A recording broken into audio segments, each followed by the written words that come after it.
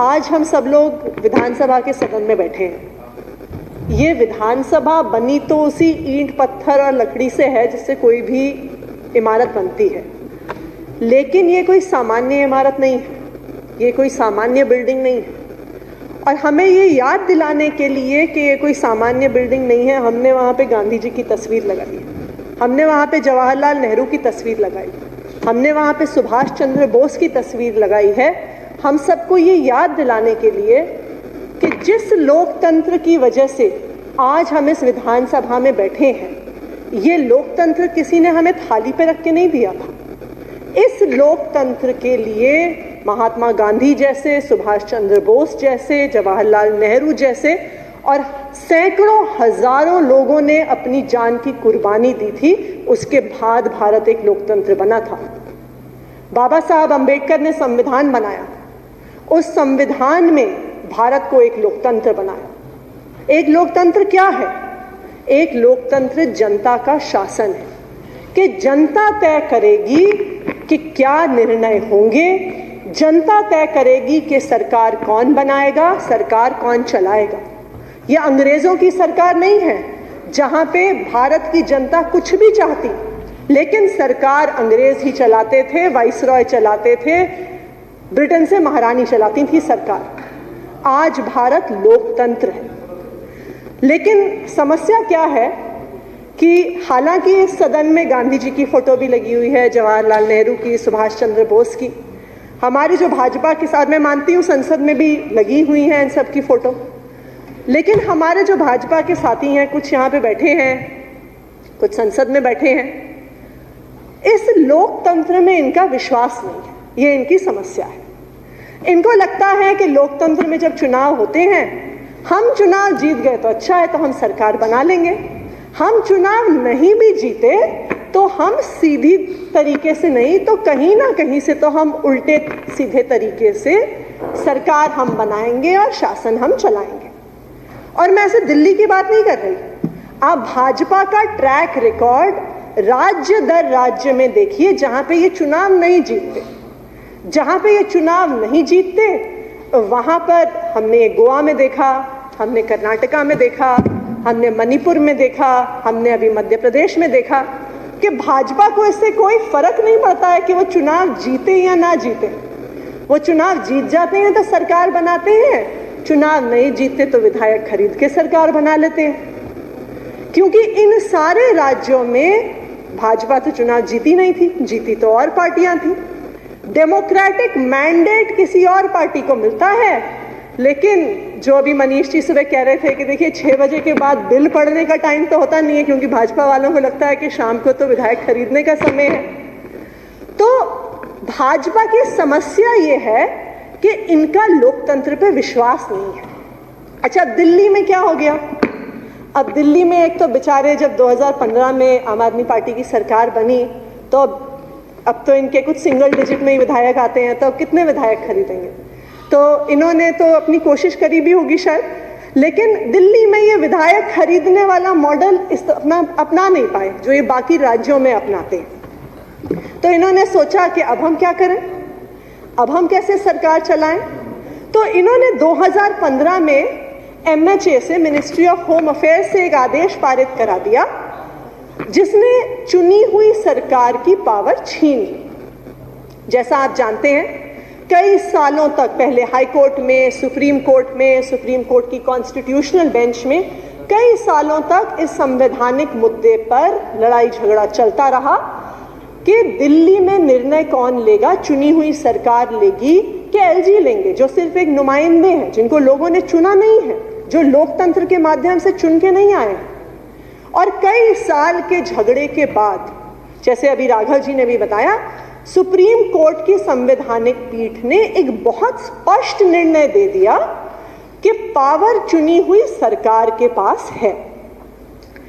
अब 2015 से 2018 के बीच में जो ये लड़ाई झगड़ा इसकी वजह से हुआ, इनके MHA के ऑर्डर की वजह से हुआ, उससे नुकसान किसका हुआ?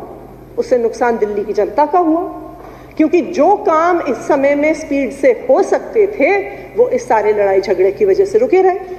और इसलिए जब 2020 में फिर से चुनाव हुआ तो दिल्ली की जनता ने, भाजपा ने जो दिल्ली की चुनी हुई सरकार की पावर छीनने की कोशिश की थी, चोर दरवाजे से छीनने की कोशिश की थी, उसका जवाब भाजपा को दे दिया कि 2020 के चुनाव में भी सिंगल डिजिट में इनके विधायक आए।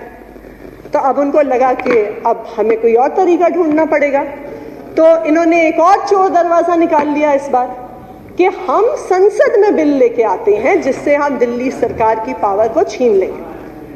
इस बार इन्होंने सिर्फ दिल्ली की सरकार की पावर को छीनने की बात नहीं की, इन्होंने दिल्ली के विधानसभा की पावर को भी छीनने की बात करी। और ये मुझे लगता है कि ऐसा अनकॉन्स्टिट्यूशनल बिल भारत के संविधान, भारत के इतिहास में ऐसा असंवैधानिक बिल कभी भी संसद के पटल पे नहीं आया होगा कि आप एक चुनी हुई सरकार की तो छोड़िए, आप एक विधानसभा की पावर को भी ले रहे हैं। और जो सेक्शन 33 का अमेंडमेंट है वो एक बहुत इंटरेस्टिंग, अभी हमारे एक दो साथियों ने भी पढ़ा लेकिन मैं फिर से पढ़ के सुनाना चाहूंगी।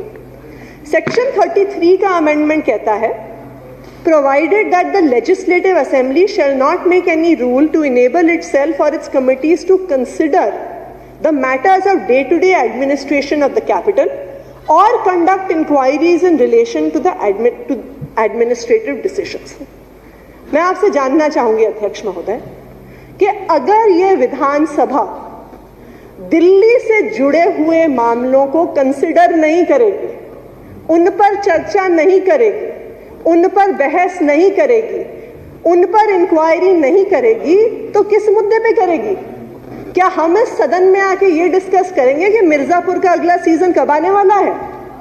क्या हम इस सदन में आके इस बात पे चर्चा करेंगे कि अध्यक्ष जी ने आज लंच कराया, सब पनीर की सब्जी बहुत अच्छी बनी थी? यही मुद्दे रह जाएंगे, क्योंकि जब आप दिल्ली से जुड़े हुए सारे एडमिनिस्ट्रेटिव डिसीजंस को इस लेजिस्लेटिव असेंबली और उसकी कमिटीज की चर्चाओं से, उसकी कंसिडरेशन से बाहर निकाल देंगे, तो इस विधानसभा को यहाँ पे बैठने का, कोई भी चर्चा करने का, किसी भी सवाल जवाब का कोई मतलब ही नहीं रह जाता।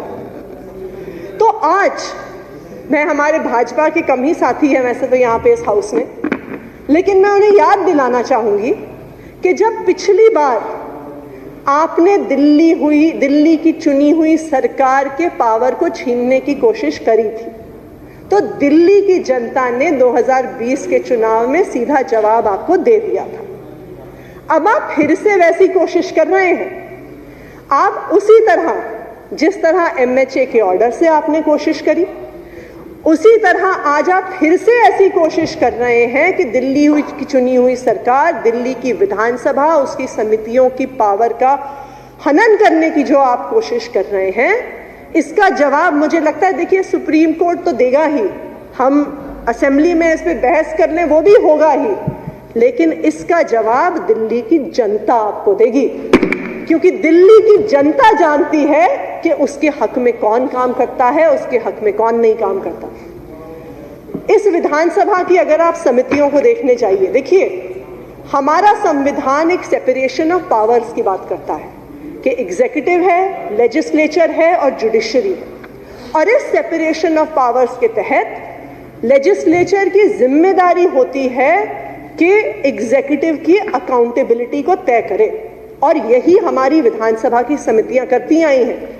हमारे साथी यहाँ पे सौरभ भारद्वाज जी बैठे हुए हैं, मुझे याद है 3 साल पहले इनकी पिटिशंस कमेटी में PWD ने अपनी फाइलों पे लिखा था कि हमने सारी ड्रेन्स की डिसिल्टिंग कर दी, और इनकी कमेटी में कंप्लेंट आई थी। मुझे याद है हर सुबह 6 बजे सौरभ जी PWD की अधिकारियों के साथ दिल्ली के अलग अलग नालों का इंस्पेक्शन कर रहे होते थे कि दिखाओ जो फाइल में लिखा है वो वास्तविक तौर पे हुआ है कि नहीं हुआ। अब आप मुझे बताइए ये दिल्ली की जनता के हक में है कि नहीं है? अफसरों ने, हमारी एग्जीक्यूटिव ने, हमारी ब्यूरोक्रेटिक एग्जीक्यूटिव ने फाइल पे लिख दिया कि सारे नालों की डिसिल्टिंग हो गई है, लेकिन ये हर बार जब वहां पर जाते थे तो ये सवाल उठाते थे, ये प्लास्टिक कहां से आया, ये कूड़ा कहां से आया। अगर वो विधानसभा की समिति सवाल नहीं उठाएगी तो नुकसान किसका होगा? दिल्ली की जनता का होगा।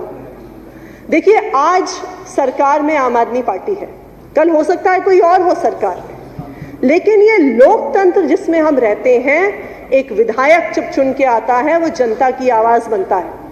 आप लोग भी विधायक हैं, आपके इलाके के लोगों ने वोट देके आपको चुन के भेजा है।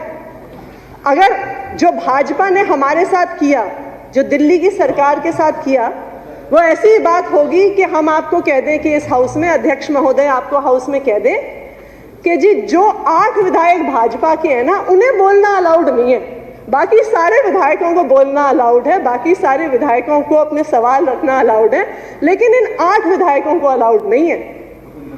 तो जिस तरह से देश की हर विधानसभा का, देश के हर संसद का अधिकार है, दिल्ली के विधानसभा के लोकतांत्रिक अधिकार को हटाना, छीनना, ये एक ऐसी गलती है जो भाजपा कर रही है, जिसके लिए दिल्ली की जनता आपको माफ नहीं करेगी। धन्यवाद अध्यक्ष। बहुत बहुत धन्यवाद।